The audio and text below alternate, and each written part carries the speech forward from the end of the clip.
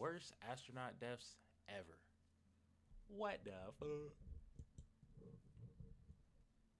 Vladimir Komarov, Soyuz 1. On April 22, 1967, Vladimir Komarov walked through the corridors of the Baikonur Cosmodrome, knowing he was likely walking to his death. The 40-year-old Soviet cosmonaut had been selected to pilot Soyuz 1, the first crewed flight of the Soviet Union's new spacecraft designed to outpace America's Apollo program. But Komarov knew what his superiors were hiding from the public. His friend and fellow cosmonaut Yuri Gagarin had desperately tried to convince mission planners to delay the flight.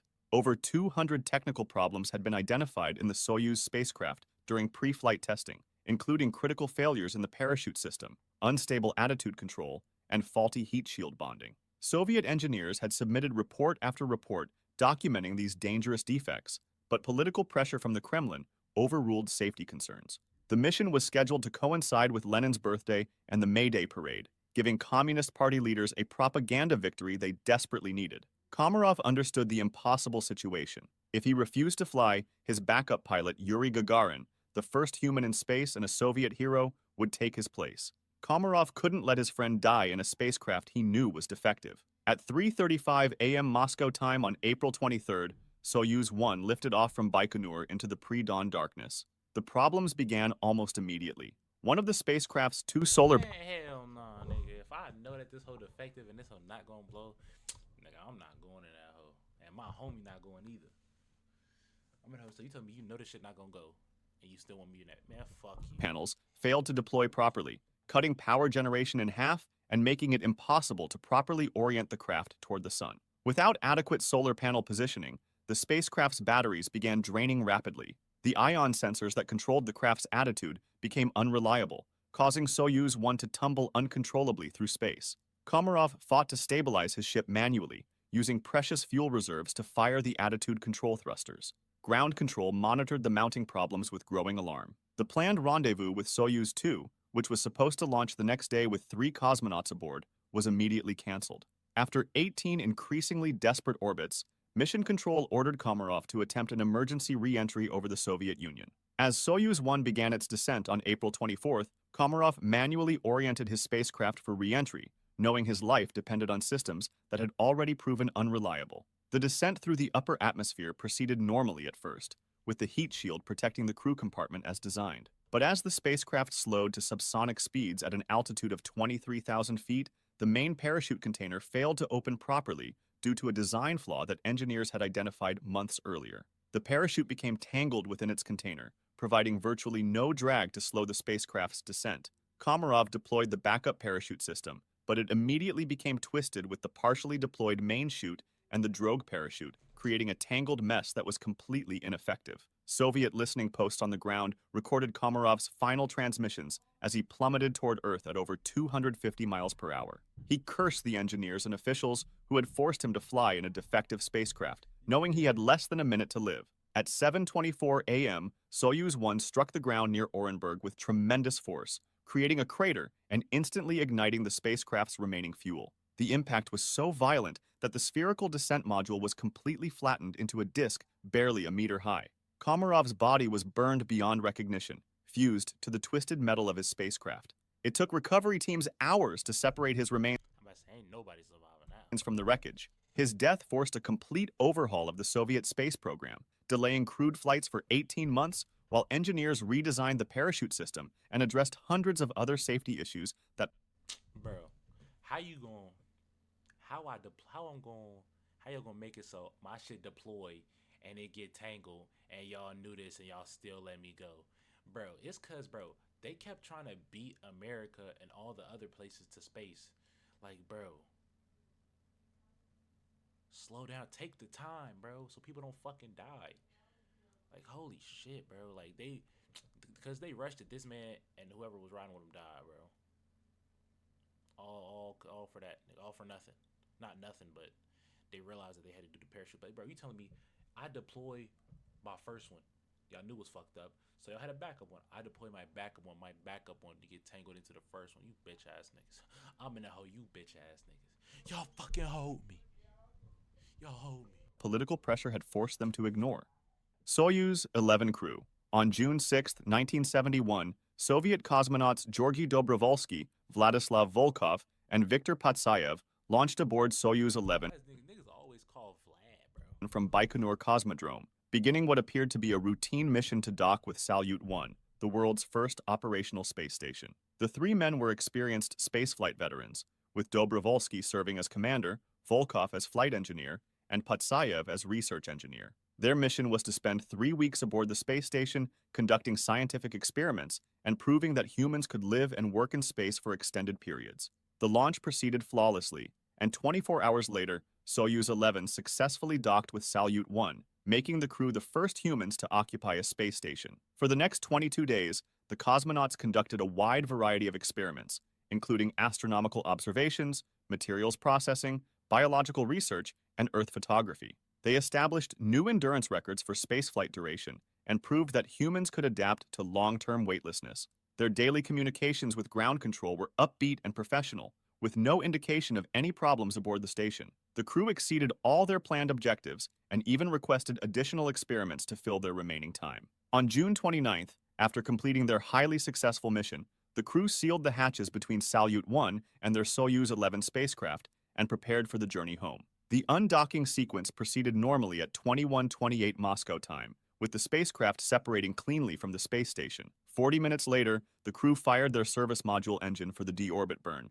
beginning their descent toward a landing site in Kazakhstan. All spacecraft systems appeared to be functioning normally as Soyuz 11 entered the upper atmosphere. The service module and orbital module separated from the descent module as planned, leaving the three cosmonauts sealed inside the small spherical capsule that would carry them through re-entry and landing. The heat shield performed perfectly, protecting the crew compartment from the extreme temperatures generated by atmospheric friction. The drogue parachute deployed at the correct altitude, followed by the main parachute, which opened properly and slowed the spacecraft to a safe descent rate. The soft landing rockets fired automatically just before touchdown, cushioning the impact as Soyuz 11 settled gently onto the Kazakhstan steppe at 2:17 How can this possibly go wrong? a.m. on June 30th. Recovery helicopters were already circling overhead, and ground crews rushed to the spacecraft expecting to congratulate three heroes who had just set a new spaceflight duration record. When the recovery team opened the hatch of the descent module, they found all three cosmonauts still strapped in their seats, motionless and blue-faced. Oh, these niggas done got fried. Damn. There were no signs of impact trauma or fire, but the men were clearly dead.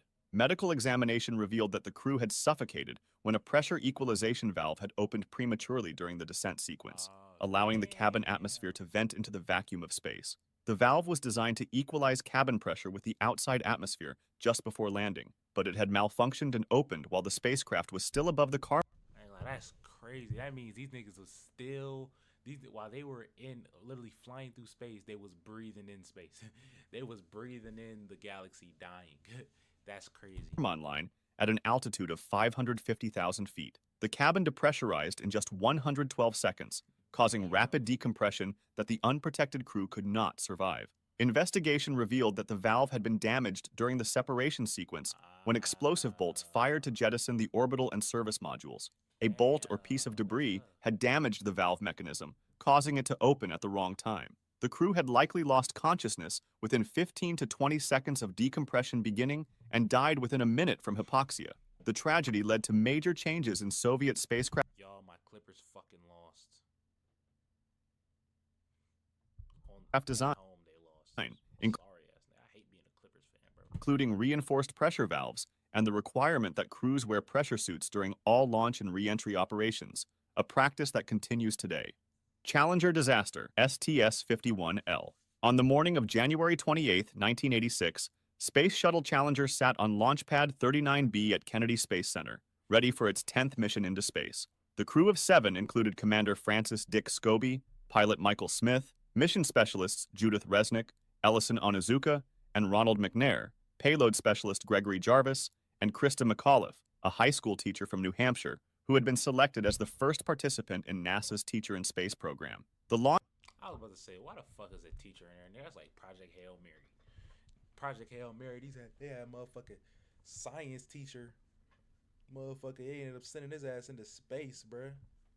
Like, what? launch had been delayed multiple times due to weather conditions and technical issues, creating mounting pressure from NASA management and the media to proceed with the mission. The night before launch, engineers at Morton Thiokol, the company that manufactured the shuttle's solid rocket boosters, discovered that overnight temperatures had dropped to 18 degrees Fahrenheit, far below the minimum temperature at which the rubber O-ring seals in the rocket boosters had been tested. Senior engineers Roger Boisjoli and Alan MacDonald strongly recommended postponing the launch, warning that the cold, stiffened O-rings might not seal properly and could allow hot gases to escape from the rocket motors. During a heated teleconference that lasted until midnight, NASA officials challenged Thiokol's concerns, arguing that there was no conclusive proof that cold weather would cause seal failure. Under intense pressure to avoid another delay, Thiokol management overruled their own engineers and gave NASA permission to proceed with the launch. At 11:38 a.m. EST, with hundreds of spectators watching, including McAuliffe's family and students from her school, Challenger lifted off into a clear blue sky. The shuttle's 3 main engines and 2 solid rocket I might remember this. I don't know. boosters functioned This is where it was on live television and shit? normally during the first minute of flight, accelerating the vehicle toward orbit. However, at 59 seconds after liftoff, high-speed cameras captured a small flame appearing near the bottom joint of the right solid rocket booster. The cold, stiffened O-rings had failed exactly as the engineers had predicted, allowing superheated gas at 5,000 degrees Fahrenheit to escape and act like a blowtorch against the external fuel tank. The flame rapidly grew larger, burning through the strut that connected the right booster to the external tank and weakening the tank's structural supports. At 72 seconds into the flight, traveling at Mach 1.92 at an altitude of 48,000 feet, the compromised external tank ruptured, releasing thousands of gallons of liquid hydrogen and oxygen that mixed explosively. The massive explosion didn't kill the crew immediately. The crew compartment, built to withstand the forces of launch and re-entry, was thrown clear of the explosion and began falling toward the Atlantic Ocean in a ballistic arc. Emergency oxygen systems activated automatically, and at least some of the crew members were likely conscious during the fall. Pilot Michael Smith was heard saying, "Uh-oh," just before the vehicle broke apart, indicating that the crew was aware something had gone catastrophically wrong. The crew compartment fell for 2 minutes and 45 seconds, reaching a speed of over 200 miles per hour before striking the ocean surface 18 miles offshore. The impact with the water was unsurvivable, killing all 7 crew members instantly. NASA suspended shuttle flights for 32 months, while a president... I think that might have been the one where it was like broadcast on live television. I know some of y'all remember. Y'all was back in the day. Y'all watched that whole on TV, and then it blew up. Everybody's like, Presidential Commission investigated the accident and implemented design changes to prevent similar failures. The solid rocket boosters were completely redesigned with improved O-ring seals and joint heaters to ensure proper sealing in cold weather. Columbia disaster, STS-107. On January 16, 2003, O-ring seal ST... that was them. Damn, R.I.P. She type Pang right there. She type Pang. This is like my old coach. This is like my old drug dealer. This look like fucking Bruce Banner. This look like my tennis coach, my old tennis coach. This look like a fucking customer I used to serve. This look like I don't see nobody. STS-107. On January 16, 2003, Space Shuttle Columbia lifted off from Kennedy Space Center, carrying a crew of 7 astronauts on a 16-day scientific research mission designated STS-107. The crew included Commander Rick Husband, pilot William McCool, mission specialists Kalpana Chawla, David Brown, Laurel Clark, Michael Anderson, and payload specialist Ilan Ramon. The mission was dedicated to scientific research, with the crew operating over 80 experiments in a research module housed in Columbia's cargo bay. During the launch, cameras captured what appeared to be a large piece of foam insulation breaking away from the external fuel tank's bipod ramp area and striking Columbia's left wing leading edge. The impact occurred 81.7 seconds after liftoff, when the shuttle was traveling at approximately 1,568 miles per hour at an altitude of 65,000 feet. The foam piece weighed approximately 1.67 pounds and measured about 21 by 27 inches, making it much larger than typical debris that occasionally separated from the external tank. NASA engineers reviewed the high-speed film footage of the impact, but concluded that foam strikes were a common occurrence that had never caused significant damage on previous missions. The debris assessment team, composed of engineers from NASA and Boeing, requested high-resolution images of Columbia's wing from military satellites or telescopes to assess the extent of any damage. However, shuttle program managers denied this request, Bitch ass nigga. It's his fault, then. It's his fault. It's his fault. He need to be fired. stating that even if damage was found, nothing could be done to repair it since Columbia was not equipped for major repairs and could not reach the International Space Station. This decision would prove fatal, as the foam strike had indeed caused serious damage to the wing's thermal protection system. The impact had created a hole approximately 6 to 10 inches in diameter But it was 1 pound. It was a pound and a half. Like what? in one of the reinforced carbon-carbon panels that protected the wing's leading edge during re-entry. For the next 16 days, the crew conducted their scientific experiments completely unaware that their spacecraft had been fatally damaged. They completed all planned research activities, working in shifts around the clock to maximize the scientific return from their mission. Their daily communications with mission control were routine and upbeat, with no indication that anyone suspected a problem with the shuttle. On February 1st, 2003, Columbia began its re-entry sequence over the Pacific Ocean, firing its orbital maneuvering system engines to slow down and drop out of orbit. As the shuttle descended through the upper atmosphere at over 17,000 miles per hour, it began encountering the first wisps of atmospheric gas that would gradually slow it down through friction. At first, the re-entry proceeded normally, with the crew following standard procedures for landing at Kennedy Space Center. However, as Columbia descended through increasingly dense atmosphere, superheated plasma began flowing through the hole in the left wing's leading edge. The temperature inside the wing structure quickly reached over 2,500 degrees Fahrenheit, far exceeding the melting point of aluminum and causing the wing's internal framework to fail. Sensors throughout the left side of the You know what this made me think? This made me think how stupid flat earthers are. Sorry if you're a flat earther, not really, but like, yo, how are you like? How when you see this stuff, you like, oh yeah, it's flat Earth, yeah. Like, nigga, if the Earth flat, nigga, would the sun be flat? Would the moon be flat, nigga? And how would it be day and night? How would it be day and night? It's just a light switch or something. Like what? It's the reason is because we're rotating. We're constantly rotating, bro. Like it just don't make sense. I saw a video about flat earthers. I was like, yo, these motherfuckers stupid, yo. And they was like a cult, literally like a cult. I was genuinely surprised. spacecraft began registering abnormal temperature readings and system failures, but the crew was not immediately aware of the severity of the situation. At 8:59 a.m. EST, while traveling over Texas at an altitude of 207,000 feet, Columbia's left wing finally separated from the fuselage due to the structural damage caused by the superheated gas intrusion. The shuttle immediately became uncontrollable and broke apart due to aerodynamic forces, with debris scattered across Texas and Louisiana. The crew compartment was destroyed in the breakup, and all 7 astronauts died instantly. The accident investigation led to major changes in shuttle operations, including detailed inspections of the thermal protection system on every mission and the capability to repair minor damage while in orbit. X-15, Flight 365-97. On November 15, 1967, U.S. Air Force Major Michael J. Adams climbed into the cockpit of X-15-3 at Edwards Air Force Base for what would be his 7th flight in the experimental rocket plane. The 37-year-old test pilot had been selected for the X-15 program based on his exceptional skills flying high-performance aircraft, and he was being considered for NASA's Astronaut Corps. The X-15 was designed to explore the boundary between atmospheric flight and spaceflight, reaching altitudes above 50 miles where conventional aircraft could not operate. Adams's mission, designated Flight 365-97, called for him to reach an altitude of 250,000 feet while testing a new ultraviolet stellar photography experiment and evaluating the aircraft's reaction controls in the near vacuum of space.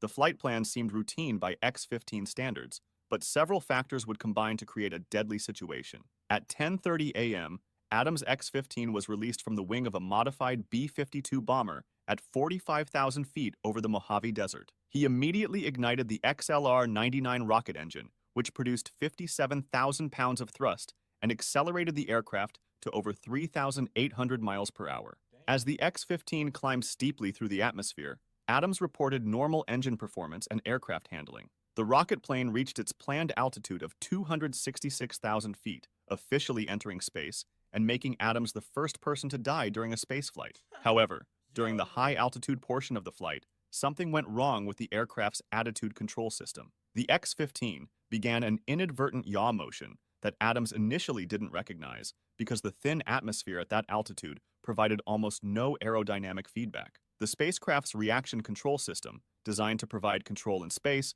was not functioning properly, and Adams found himself in a slowly developing emergency that would prove fatal. As the X-15 began its descent back into the atmosphere, the yaw I'm still tripping how he said he was the first dude to die in space. What? So how you gonna say it like that? motion became more pronounced, causing the aircraft to enter a spin. Adams attempted to correct the So he was problem dead. using the aircraft's conventional aerodynamic controls, but at such high altitude and speed, they were largely ineffective. Ground controllers at Edwards Air Force Base tracked the aircraft's erratic flight path on radar and tried to provide guidance, but communications were intermittent due to the Steer. plasma sheath surrounding the hypersonic aircraft. Imagine you falling, you falling from space, and a motherfucker on this shit say steer. I mean, whole bitch ass nigga. Do it not seem like that's what I'm doing?